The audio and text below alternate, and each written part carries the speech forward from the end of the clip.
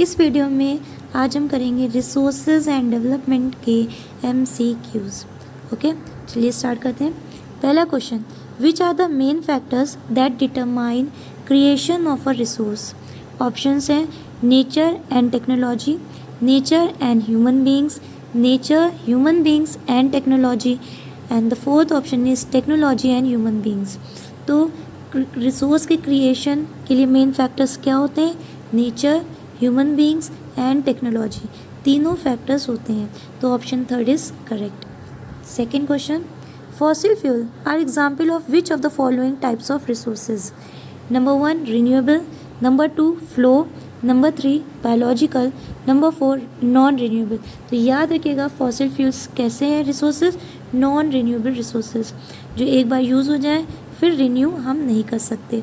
ठीक है, तो option 4 is correct. Next, what is the main reason behind global ecological crisis such as global warming and environmental pollution?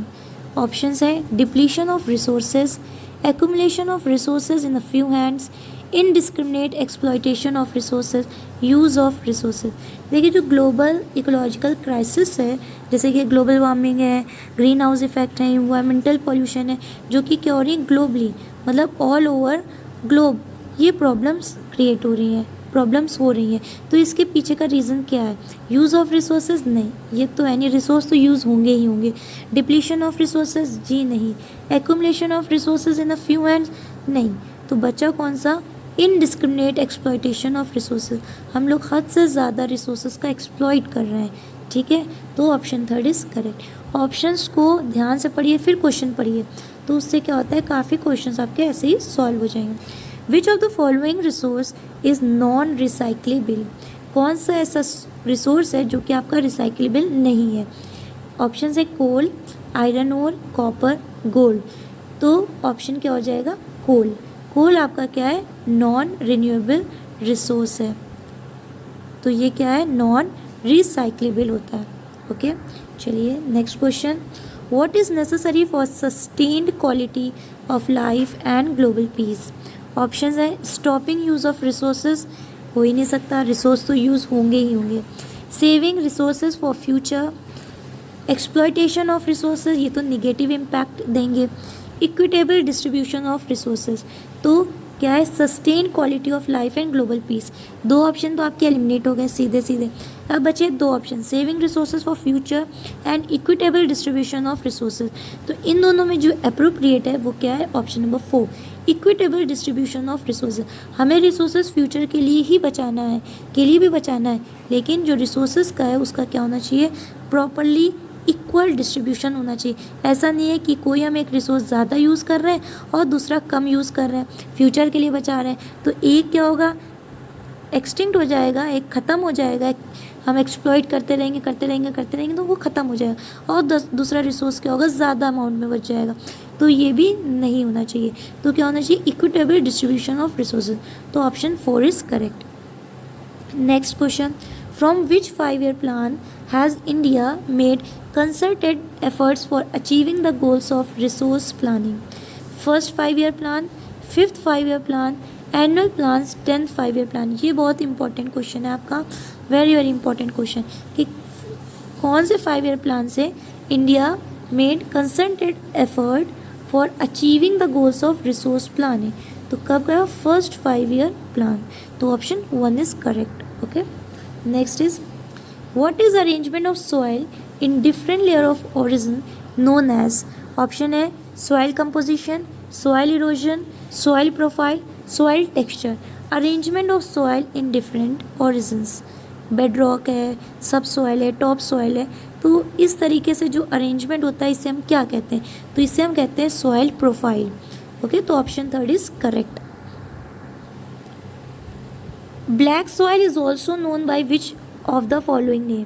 Bangar, khadar, regur, laterite. तो option 3 is correct, regur. Next, in which of the following states is overgrazing responsible for land degradation? तो option हैं Jharkhand and Orissa, Madhya Pradesh and Rajasthan, Punjab and Haryana, Kerala and Tamil Nadu. तो correct answer है आपका मध्य Pradesh and Rajasthan में। Okay, चलिए next, resources which are surveyed and their quantity and quality have been determined for utilization are known as potential resources, developed resources, stock, reserve. तो याद रखिएगा ऐसे resources को हम लोग क्या कहते हैं, reserves. तो option 4 is correct. Next, when running water cuts through a clayey soil and makes deep channels, they lead to गली erosion, sheet erosion, deforestation, afforestation. तो एफॉरेस्टेशन क्या होता है, प्लांटेशन ऑफ ट्रीज. तो ये तो ऑप्शन हो नहीं सकता. डिफॉरेस्टेशन क्या होता है, कटिंग ऑफ ट्रीज. ओके, तो ये भी नहीं हो सकता. यहाँ पे क्या कह रहा है कि जब running water cuts through clay soil and makes deep channels. ठीक है, तो अगर in the form of sheets होता तो शीट इरोजन होता. डीप चैनल्स है, गली टाइप की छोटी ट्री बना रहे हैं, तो उसे क्या कहेंगे, गली इरोजन. तो option 1 is correct. Next, how can the resources be classified on the basis of their origin. Biotic, abiotic, renewable, non renewable, individual, community, potential and reserves. तो on the basis of the origin resources is classified into biotic and abiotic. Biotic को हम लोग कहते हैं living और abiotic को कहते हैं नॉन लिविंग. ओके, चलिए नेक्स्ट है, which of the following soils has self aeration capacity. Alluvial, red soil, black soil, mountain soil. तो याद रखिएगा ब्लैक सॉइल में क्या होती है, सेल्फ एरेशन कैपेसिटी की प्रॉपर्टी होती है. In which of the following states is black soil found. Jammu and Kashmir, Gujarat, Rajasthan, Jharkhand. तो second option is correct. Gujarat में क्या पाया जाता है, ब्लैक सॉइल पाई जाती है. Okay, next, what percentage of our land should be under forest according to our national forest policy 1952. बहुत इंपॉर्टेंट क्वेश्चन अगेन. कितना परसेंटेज है, तो कितना परसेंटेज है, 33%. First option is correct. याद कर लीजिए 33% of our land should be under forest according to our national forest policy. National forest policy के तहत 33% लैंड फॉरेस्ट के अंडर होनी चाहिए. Okay, India's territorial water extends up to a distance of 12 kilometre, 12 nautical miles, 19.2 miles, 200 nautical miles. तो ये question भी आपका बहुत इम्पॉर्टेंट है. तो आंसर आपका है second, 12 nautical miles. Okay, next, resources that take long geological time for their formation are called renewable resources, reserve, community resources, non renewable resources. तो correct option is 4, non renewable resources. बहुत ज़्यादा time लेते हैं, around 1000 years. इसीलिए कहा जाता है जैसे कोल है, पेट्रोलियम है, कम से कम बहुत यूज़ करिए और बहुत देख के यूज़ करिए. जहाँ ज़रूरत हो वहीं पे उसका यूज़ करिए, या उसका अल्टरनेटिव भी आप अपना सकते हैं. Area sown more than once in an agriculture area in an agricultural year plus net sown area is known as. Net sown area, forest cover, waste land, gross cropped area. तो याद रखिएगा इसको कहते हैं ग्रॉस क्रॉप्ड एरिया. ये भी आपका बहुत इंपॉर्टेंट क्वेश्चन है. Okay, next, land that is left uncultivated for more than 5 agricultural years is called pasture land, culturable waste land, barren land, current fallow. तो ऐसी लैंड्स को हम लोग कहते हैं कल्चरेबल वेस्ट लैंड, जो क्या हो 5 साल left uncultivated for more than 5 agricultural years.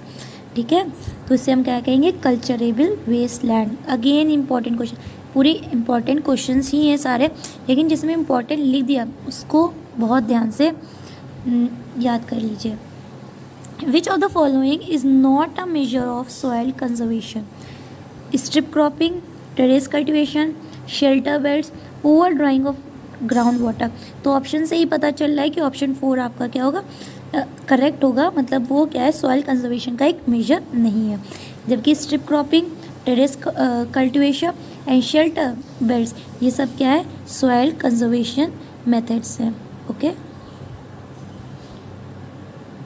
चलिए next, Plowing along the contour lines to disseminate the flow of water down the slopes is called strip cropping, sheet erosion, contour plowing, terrace cultivation. तो word आ ही गया contour lines, तो ये क्या हो जाएगा option number 3 contour ploughing.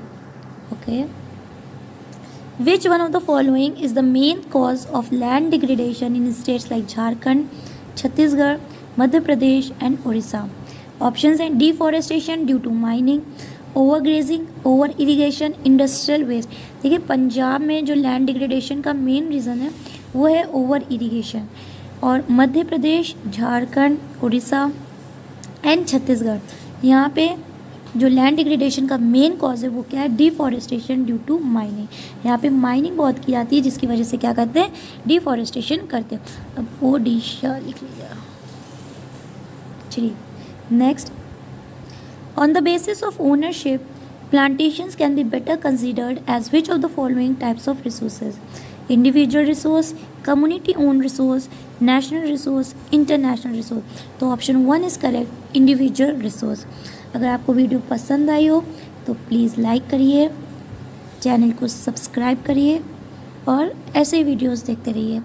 Thank you for watching.